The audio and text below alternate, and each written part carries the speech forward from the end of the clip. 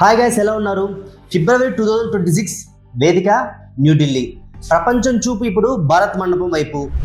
India AI impact summit 2026.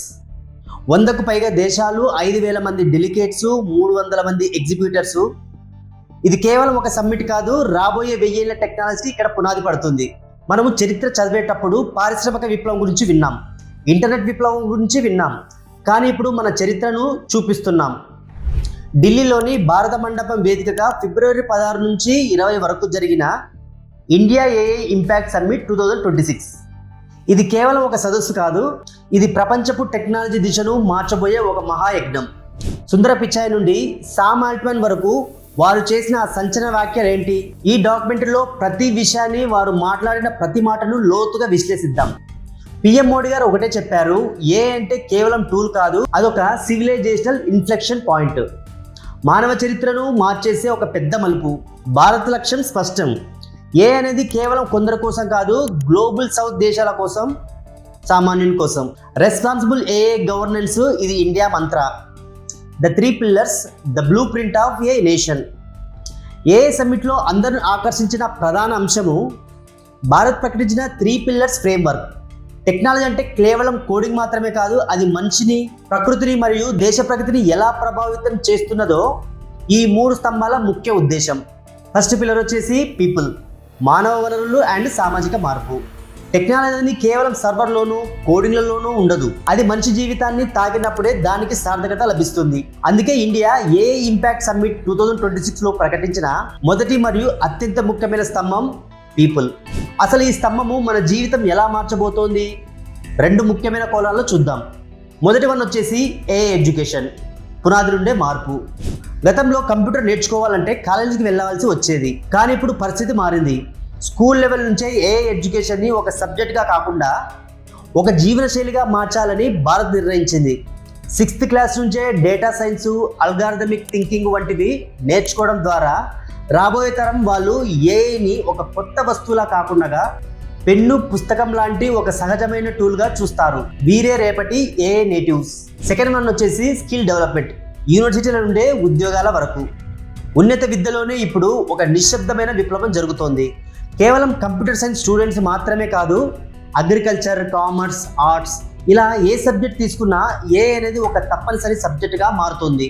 యూనివర్సిటీలు ఇప్పుడు global tech దిగ్గజాలతో చేతులు కలిపి ఏఐ సెంటర్ ఆఫ్ ఎక్సలెన్సీ ల్యాబ్లు ఏర్పాటు చేస్తున్నాయి.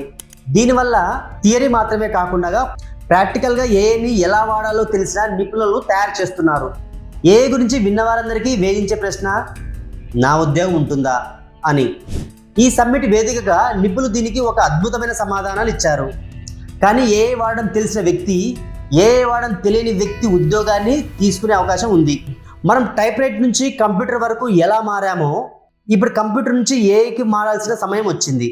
ప్రస్తుతం పనిచేస్తున్న ప్రొఫెషనల్స్ అందరికీ ప్రభుత్వం మరియు ప్రైవేట్ సంస్థలు కలిసి భారీ స్థాయిలో ఏఐ రీస్కిల్లింగ్ ప్రోగ్రామ్ని నిర్వహిస్తున్నాయి. దీనివల్ల పని భారం తగ్గి ప్రొడక్టివిటీ పెరుగుతుంది. ఫలితంగా మనిషి తన మేధస్సును మరియు సృజనాత్మకమైన పనులకు కేటాయించవచ్చు. క్లియర్గా చెప్పాలంటే ఏఐ అనేది మనిషికి ప్రత్యామ్నాయం కాదు, ఇది మనిషికి ఒక శక్తివంతమైన తోడు. పీపుల్ ఫస్ట్ అనే మంత్రంతో భారత్ అడుగులు వేస్తుంది. నెక్స్ట్ పిల్లర్ నెంబర్ 2, ప్లాంట్, ప్రకృతి రక్షణలో కృత్రిమ మేధ. అభివృద్ధి అంటే కేవలం కాంక్రీట్ జంగిల్స్ని నిర్మించడం కాదు, ఉన్న అడవులను, పర్యావరణాన్ని కాపాడుకుంటూ ముందుకు సాగడం. ఇండియా ఏఐ సమ్మిట్ 2026లో 2వ అతిపెద్ద పిల్లర్ ప్లాంట్. భూమిని కాపాడుకోవడంలో ఏఐ ఎలా మనకు బ్రహ్మాస్త్రం కాబోతుందో ఇప్పుడు చూద్దాం. ఫస్ట్ వన్ వచ్చేసి క్లైమేట్ మానిటరింగ్, భూమికి వాచ్మెన్లా ఏఐ. భూపాతం లేదా గ్లోబల్ వార్మింగ్ అనేది ఒకప్పుడు ఒక హెచ్చరిక కాదు, ఇది ఒక వాస్తవం. ఏఐ ఇప్పుడు కేవలము నేల మీద కాదు, అంతరిక్షంలో ఉన్న శాటిలైట్ ద్వారా భూమిని నిరంతరం పర్యవేక్షిస్తుంది. ఎక్కడైనా అడవుల నరికివేత జరిగినా లేదా కార్చిచ్చు మొదలైనా ఏఐ కొన్ని సెకండ్లలో అధికారులను అలర్ట్ పంపిస్తుంది. నగరాల్లో కాలుష్యము ఎక్కడ ఎక్కువగా ఉంది, ఏ ఫ్యాక్టరీ గాలిని ఎక్కువగా కలుషితం చేస్తుంది అనేది ఏఐ విశ్లేషించి దానిని అరికట్టే మార్గాలను కూడా సూచిస్తుంది. సెకండ్ వన్, అగ్రికల్చర్ ఆప్టిమైజేషన్, రైతులకు శాస్త్రీయ నేస్తం. మన దేశంలో వెన్నెముక రైతు, కానీ మారుతున్న వాతావరణం వల్ల రైతు ఎప్పుడు ఏ పంట వేయాలో తెలియక ఇబ్బంది పడుతుంటాడు. ఇక్కడే ఏఐ రంగంలోకి దిగుతుంది. నేలలో ఎంత తేముంది, ఏ రకమైన పోషకాలు ఉన్నాయి అనేది ఏఐ స్కాన్ చేస్తుంది. అనవసరంగా నీటిని ఎరువులని వాడకుండా పంటకు ఎంత కావాలో అంతే వాడాలని ఏఐ సూచిస్తుంది. ఒక మొక్కకు తెగులు సోకితే అది మొత్తం పొలానికి పాకకముందే ఏఐ దాన్ని గుర్తిస్తుంది. ఏ మందు వాడాలో వాట్సాప్లో రైతులకు మెసేజ్ పంపిస్తుంది. అంటే పెట్టుబడి తక్కువ, పర్యావరణానికి హాని లేని సేంద్రియ తరహా ఫలితాలు ఎక్కువ. థర్డ్ వన్ వచ్చేసి sustainable data centres, green technology విప్లవం. ఏఐ నడవాలంటే వేల సంఖ్యలో సూపర్ కంప్యూటర్స్ కావాలి. ఇవి విపరీతమైన వేడిని, కార్బన్ ఉద్గారాలను విడుదల చేస్తాయి. గ్లోబల్గా ఏఐ డేటా సెంటర్లు వాడే విద్యుత్తు కొన్ని చిన్న దేశాల విద్యుత్ వాడకం కంటే ఎక్కువ. మరి దీనికి పరిష్కారం ఏంటి? భారత్ ఇప్పుడు గ్రీన్ డేటా సెంటర్స్ వైపు అడుగులు వేస్తోంది.